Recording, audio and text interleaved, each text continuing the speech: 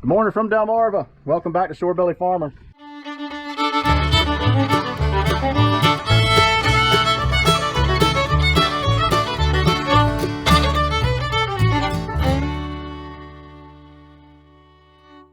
We are going to drop the excavator off and go disc down that dirt that we were throwing the other day at that new ground. So we're gonna go ahead and get this tractor started, get over there, get the discs hooked up, bring them back. We got to put the leveling boards on the back of the discs so we can drag some dirt behind them, get everything leveled out nice and smooth. Eugene, say hi.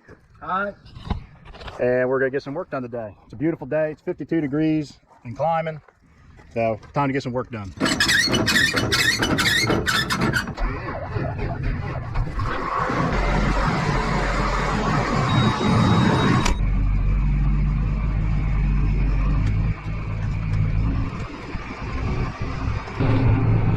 For those of you that are farmers, you might be wondering why we took the boards off the back of these discs.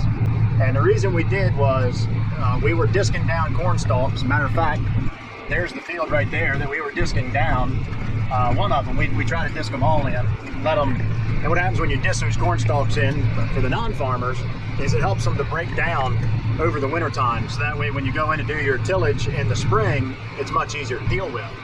But what had happened was, when with the boards on there, even with them lifted out of the way, the corn stalks, as they come through the disc, would tend to roll and ball a little bit, and those boards would drag them.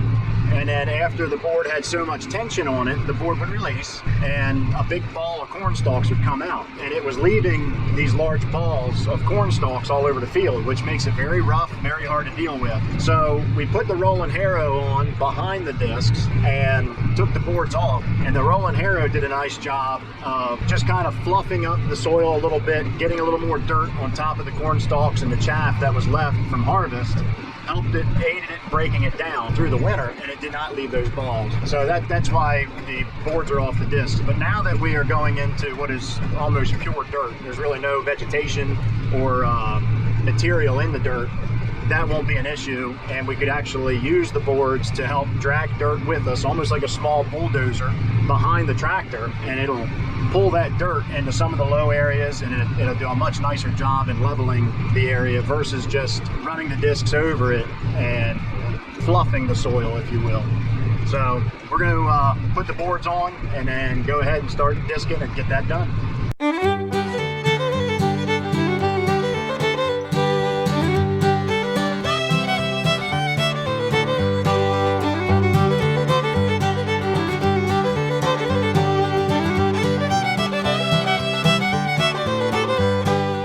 Now for those ladies out there that like the bad boy, here you go.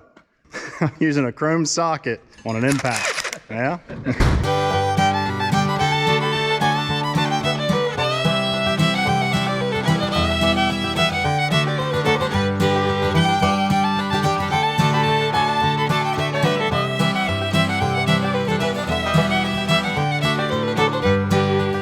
All right, the boards are back on. This is probably going to be the last time that you guys are going to see this set of discs. They are leaving. These have been good discs. They are known by a lot of people. They've always leveled good. These are Case International 496 discs. These are 25 foot, and they've had them now for 4 years, Eugene? Yeah, we've had them for 4 years, and we're just upgrading. So, like in the promo that came out a couple days ago, I said we had something new coming for spring tillage. That's what's going to replace this. This is leaving the farm. The rolling harrow is leaving the farm, and I haven't decided yet. The field cultivator may stay, or it may get converted to something else, or it'll leave the farm. We just don't know yet. But things are changing around the small farm here. All right, boards are on. We're going to get going. Now, if you remember in the last video, I said there were chunks of concrete, some boards. Part of the old foundation of the chicken house is still out there. That is something that we're going to have to really keep an eye out for, make sure we didn't miss anything. Because if we were to run over something like that at the right angle, it would puncture one of the tires on this tractor or on the disc. So we got to be 100% sure that we're not turning up anything out there that could do that. Because just one of these tires, one of the big ones here on the back of the tractor, just one of them is $3 grand, $3,000. It would take a long time farming that little piece of land to make $3,000. So we want to try to look out for that stuff. Now it's time for a good shameless plug. If you like this channel or you like what you saw, please hit the subscribe button and smash that thumbs up for us. It would help us out. Also, please leave a comment down below and let us know what you think of the channel. Let us know if there's something you'd like to see more of, less of, maybe find a new host. That's fine, let me know. I can always put Eugene in front of the camera and let him do the work. No, he says he's better looking, I don't believe it.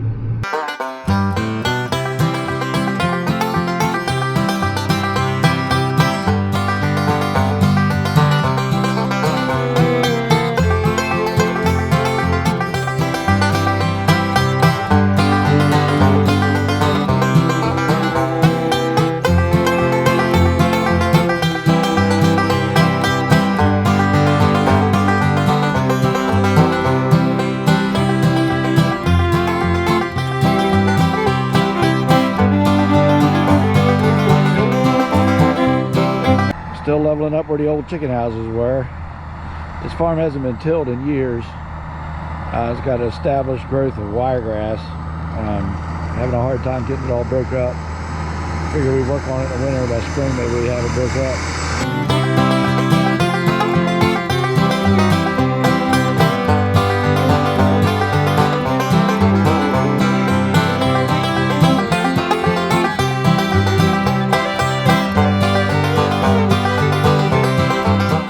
You see us doing these concentric circles around the field. What we're doing is every pass you overlap. I'm dragging dirt one way, then halfway through the circle I lift because we don't need any more dirt on the other side. And then on the other side of the circle, I put the disc back down to drag it the other way. And then you end up overlapping actually about 4 times, depending if it needs a little more help, sometimes 6 times. But it saves time, really helps to spread the dirt out. And it does a pretty daggone good job of leveling the field. I've had to do this with the spoils that we take out of ditches when we're dipping ditches. You know, there's always a little dirt that you pile up next to the ditch as you go. And this is exactly, I don't have a big drag or a scraper pan, so this is exactly how we do it to get the dirt away from the ditch and drag it out to the middle of the field. Right or wrong, that's what we do. It's stuff like this that we're still finding. Oh. I didn't eat my Wheaties this morning. Starting to shape up. I was talking about how we had to take the boards off because we were disking corn stalks and they were balling up and the boards would release it. If you see the washboards right here, it looks like straight lines. The ground is going like this, it's humpy. And that's where the board is releasing, coming down, releasing, coming down. And it's because of this wiregrass balls up in front of the board until it finally releases. And this is what you get. And when you go over that, it's real bouncy. So we try to chop it up as best we can to get that to stop. But the only way to really do it is to let it die, come back, chop it up, or just take the boards off. I want you to look at this majestic creature right here. Now, Eugene's like a bloodhound. I told you about stuff that could pop tires. I didn't see this, but after years and years of experience, Eugene could sniff this out. This is an old axe head. Now let me show you something. Do you think you could find that axe head when it's got a little dirt on it like that? What a majestic creature. Eugene just had a birthday. He just turned 60. So I'm kind of like an archaeologist. I work with dinosaurs. But if you all wouldn't mind, wish Eugene a happy birthday. Leave it down there in the comments. He looks at all the videos. He's just as invested in my farm as I am his. So we look out for each other. We make sure each other's successful in what we do. We keep each other safe, just like him finding that axe head. I didn't see it. I could have easily run over it and sheared a tire, and that would have been a costly breakdown. So, wish Eugene a happy birthday. 60 years old. I was going to get him some black balloons, but that's what you're supposed to do when you're 40, so instead I got him a bottle of Ensure and some diapers.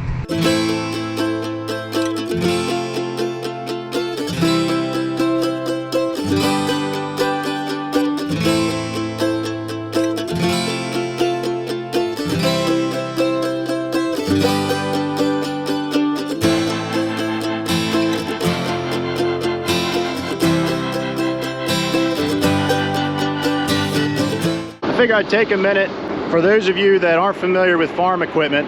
We talked about these discs. Now obviously they're named discs for a very obvious reason.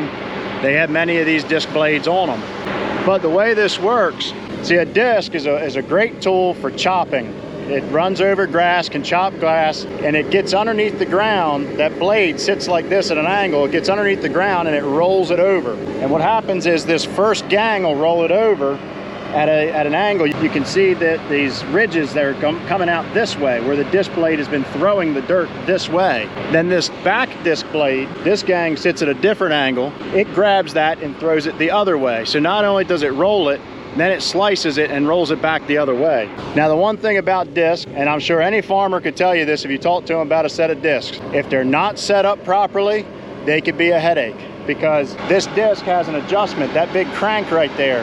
That crank adjusts the disc to sit level. You can either put down pressure on the front or down pressure on the back. If you put too much either way, if you put too much in the front, it throws all the dirt out and the back blades can't pull enough in. You end up with a valley in the center of the disc. So as you go across the field, you're making hills. Or if you go the other way, tilt it too far back, the front discs aren't throwing enough out and the back discs are pulling too much in, and then you end up with a hump in the center.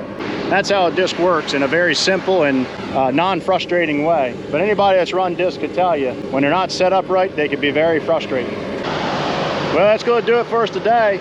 Everything's leveled out. There's still a little bit of fine tuning to do, but overall this is looking really, really good. I'm happy with it. And with that, we're going ahead and we're going to put this thing away. We'll leave it hooked up. I don't need the tractor for anything else right now, so we'll leave the discs hooked up, put Big Blue away, and then we're still waiting on the parts to come in for the excavator. We'll start doing that excavator work as soon as we get those parts in.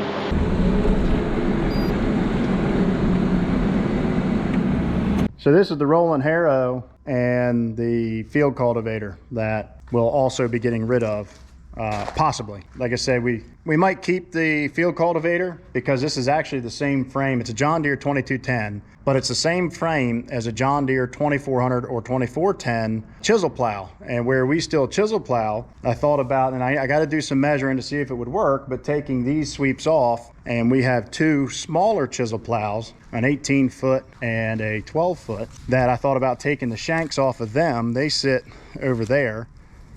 Take the shanks off of them, put them on that, and then we have a nice 24-foot set of chisel plows, and we can do with one tractor what we used to do with two. So again, coming down to the efficiency thing of being a small farmer, working full-time job, you know, just got to make the most of what you got. All right, that's going to be a wrap for me.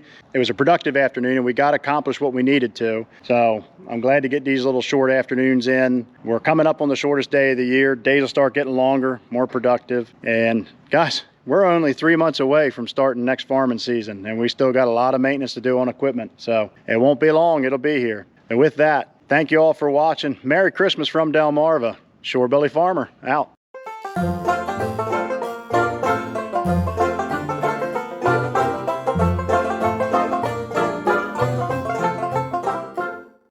I've been challenged to a race and apparently I'm losing.